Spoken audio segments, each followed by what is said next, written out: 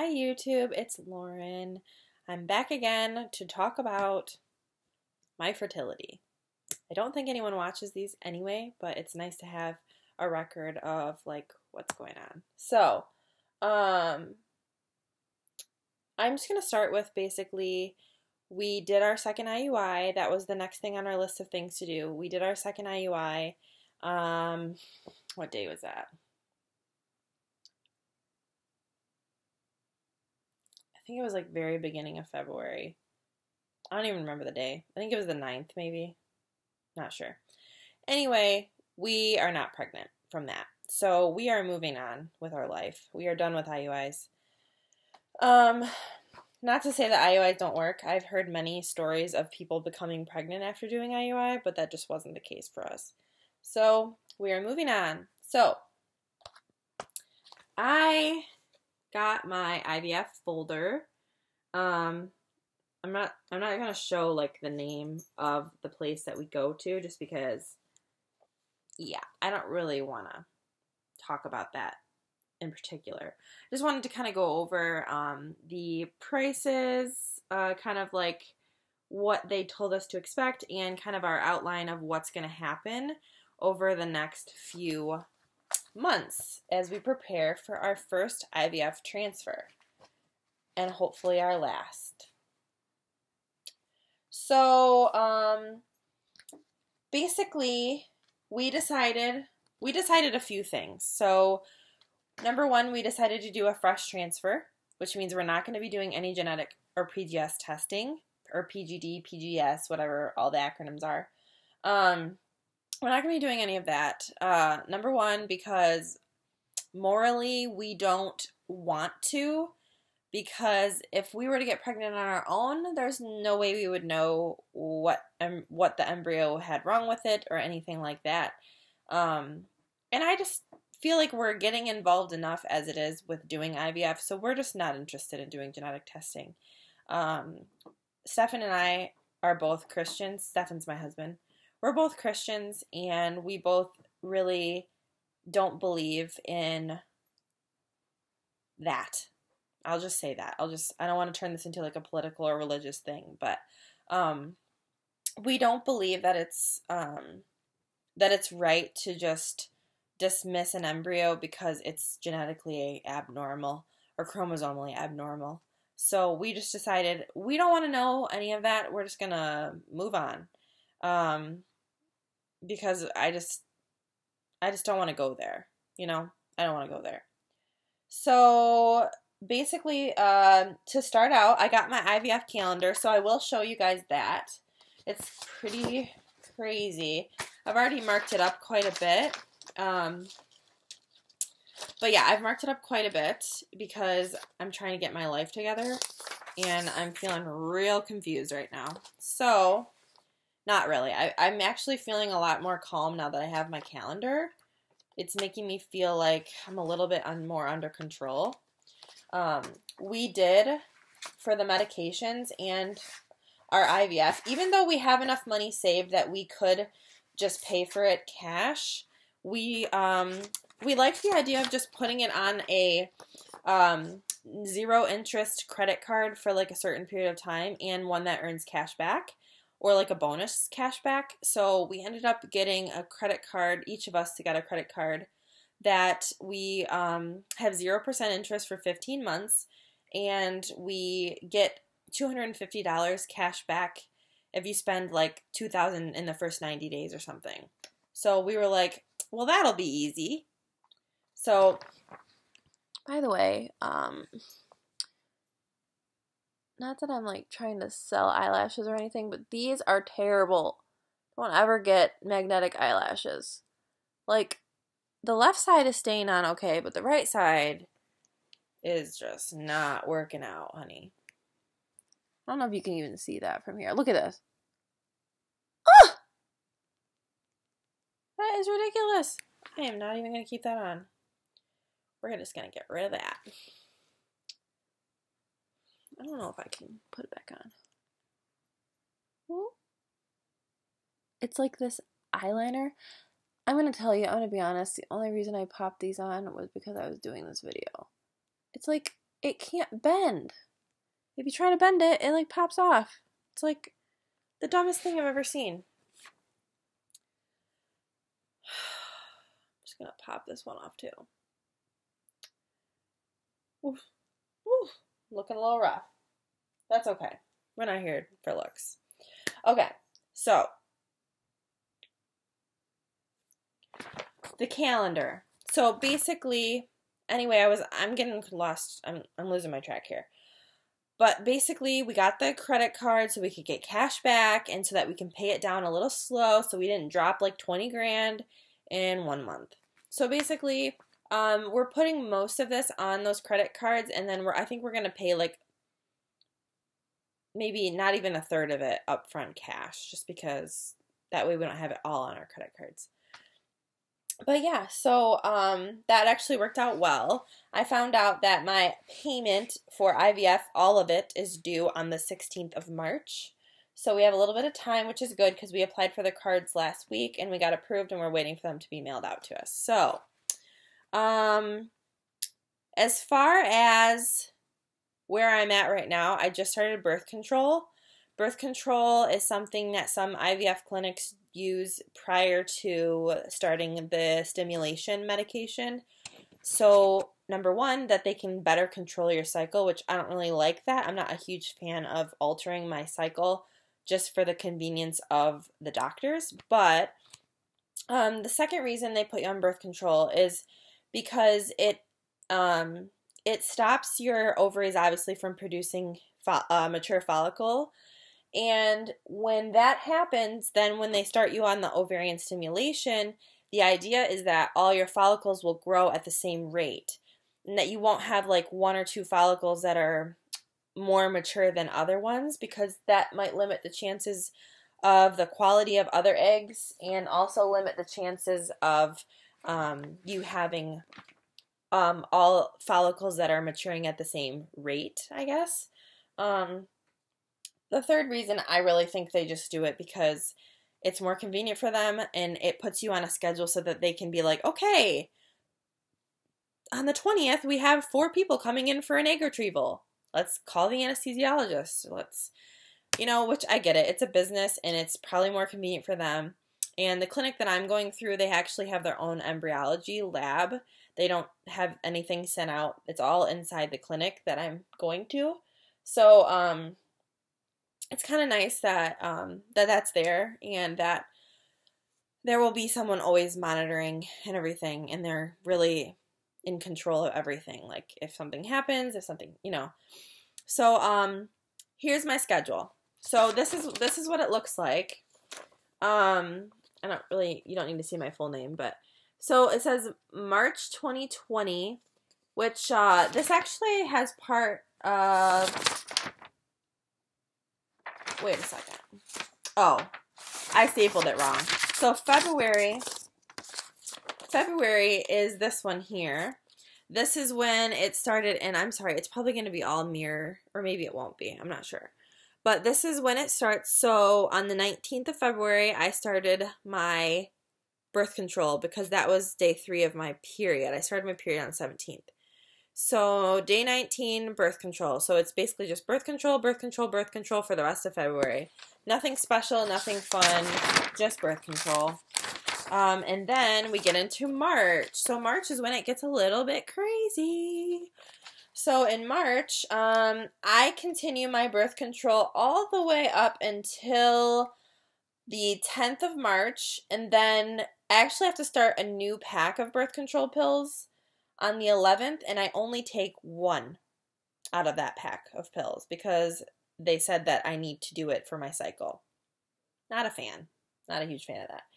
But, so after that, there's some blood work in between there, and I also have a class. So on Tuesday, March 3rd, I will be taking a class. It's called a setup class, and basically it teaches you how to administer all the medications that you will be doing for your ovarian stimulation, and it gives you all the information that you'll need going forward for your IVF cycle. Excuse me. Oh, busy week. And then the 6th of March, I'll be doing some blood work. They're calling it pre-procedure blood work because I will be having a hysteroscopy with endometrial scratch done on the 9th of March. So the endometrial scratch with the hysteroscopy, I've read this is pretty common. I've done my research on this. Hysteroscopies are typically done after a failed IVF cycle, but I guess this clinic just does it right off the get-go because it gives you a little bit better chance of implantation of the embryo, because when they go in and they biopsy your uterine lining, when they do that endometrial scratching, apparently it causes, and I'm not a scientist so I don't know exactly, but apparently it causes like all the nutrients that normally go to your endometrial lining to kind of flood in to repair the lining, which means that you have like all this good stuff floating around in there right when the embryo's being put in, or just the cycle before. So I guess it's a good thing. I have to go under anesthesia for it, which I'm not thrilled about, but I mean, if it's going to help improve the chances. And also the hysteroscopy is so they can go in there and see things too. So they'll be able to see if I have like anything weird in my uterus, like a fibroid or anything like that. And I'm assuming that if I did, they would remove it at that time. So I will be doing antibiotics before that procedure because just for the risk of infection is lowered that way. And then I will be doing what's called a cytotech 200 micrograms insert, which is inserted vaginally the night before my hysteroscopy. And I read that this medication is used to soften the cervix so that it makes it easier for them to get into your uterus. So, sounds like fun. Glad I'm going to be asleep for that. So, because I've had both the HSG and the SHG done, and I was fully awake and not under any kind of sedation or given any pain reliever or anxiety medication, and I'm going to tell you, it was uncomfortable. Not a fan. Okay, so March 12th, I officially stop my birth control pills. I continue taking the antibiotics a few days after the procedure as well. I think about 4 days after the procedure, just to make sure that I don't get an infection from that. And then March 16th, I start my stims and I have my baseline blood work. So basically the plan is when I stop my birth control pills around March 11th, 12th, that I'll start my period, bleed for about 3 or 4 days, and then I'll have my baseline blood work and ultrasound done prior to starting my injections. So as long as my baseline ultrasound and blood work looks good, then I will be starting stims on the 16th. I'm doing Gonal F and Menopur for my ovarian stimulation and my FSH, basically my follicle stimulating hormone. So I'll be doing 225 units of Gonal F and 150 units of Menopur. Those are both injectable. I believe the Gonal F is an injectable pen, so I don't think I need actual syringes for that, but I'm going to have to figure that out once I get my medications ordered. This is probably going over a lot of people's heads. If you are not doing IVF, this probably makes no sense to you. But basically all this like highlighted crossed areas here that I've got going. So I'm going to be doing 2 sets of stims, which are my follicle stimulating hormones and my gonadotropins for 2 days. For 1, 2, 3, 4, 5, 6, 7, 8, 9, 10 days. The last few days of those 10 days, I think 5 or 6 days, I start what's called Cetrotide.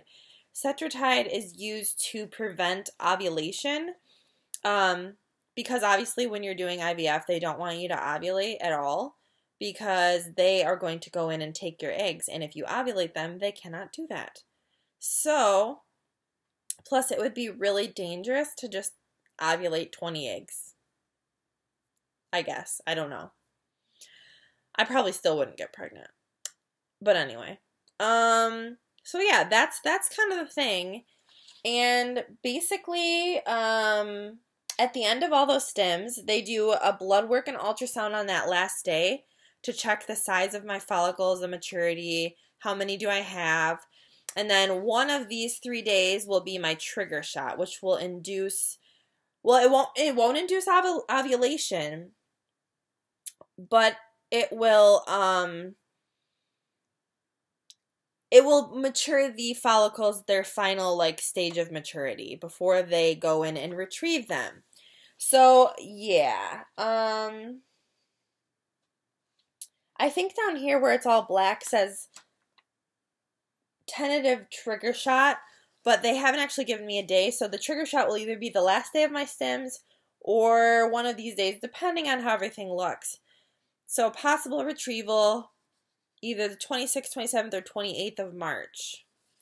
So it's the 21st of February. That is only a month away. It's getting real. It's getting real, folks. And then that's pretty much, March is like the hardcore month. It's also me and my husband's 3rd wedding anniversary, so that's kind of exciting, but it's going to be a little bit unromantic because you can't really have intercourse while you're doing all the stimulation drugs, especially when you're close to ovulation. So yeah, that's a thing.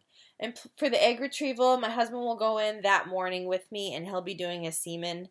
He'll give his sperm, to them so that they can prepare it for fertilizing all the eggs that they retrieve from me that day. So that's exciting. That is some exciting stuff. And then, so here we're in April. So, dear God, I hope it's not April Fool's that I have my possible transfer. I really just feel like that's a cruel joke. I'm hoping it's the 2nd, 3rd, or 4th. I don't know. I really hope it's not April Fool's Day. Let me just say that. That just doesn't seem like good luck. But I don't know. Whatever happens, I'm not a superstitious person, but April Fool's Day, not a fan. So, possible transfer on one of those 3 days. The transfer is like the easy part. I don't have to go under anesthesia. But I am going to take those next few days off. If it is on a Wednesday, I'll be definitely taking Thursday and Friday off. If it's on a Thursday, I'll definitely be taking Friday off. And if it's on a Friday, that would be good because I'd only have to take the Friday off, and then I would have the weekend to recover for work the next week because I have a fairly physical job. I'm a physical therapist assistant. So I work with patients and like lift stuff and, So anyways, that's my calendar. So March is looking a little cray-cray. There's literally something every single day of March written on this calendar, whether it be taking a medication, going for an appointment, starting a new one, stopping another one, doing an injection. It's just nuts. But you know what? I have requested days off for these things. They've been approved. So that's been a huge relief because I was getting so stressed out because I work full time. And when you're trying to pay for all this garbage, it's hard to take off time, but I had saved my PTO at work for this very reason. So that's my calendar. Just so you know, for us, this is without PGS testing and doing a fresh transfer, which requires no freezing of the embryos prior, which means they put the embryos back in just a few days after they take them out. Or they put the embryos back in just a few days after they take the eggs out. It's called a fresh transfer because the embryo is then never frozen before it's put back in. This is ideal, I suppose. I hear a lot more people doing frozen just because they need to give their body a break. And if they're PGS testing, you can't do a fresh transfer. So, with all of that in mind, our medication cost roughly $4,000 for all of our medication, and our actual procedure and all this blood work and ultrasounds and the, I don't even know if it counts the anesthesiologists that are going to be needed for those procedures, but altogether that whole part, including the transfer and retrieval, is about $13,000. And that's on the low end of like what we're supposed to expect, because there are going to be some other expenses that aren't really calculated into that. So we're talking about 17 grand, just shy of 17 grand. I've heard a lot of people say they've spent 25 to 30,000, and I'm assuming that those people were doing frozen transfers and PGS testing. Because other than that, we're doing most of the same things. Like we're doing ICSI with all of our eggs because the chance of them fertilizing is better. And we do think that fertilization is part of the problem with my husband's sperm. So we're hoping that that does the trick. My hope, this is my hope. I hope and pray that I respond really well to the medication. I don't overstimulate like 40 eggs or something crazy.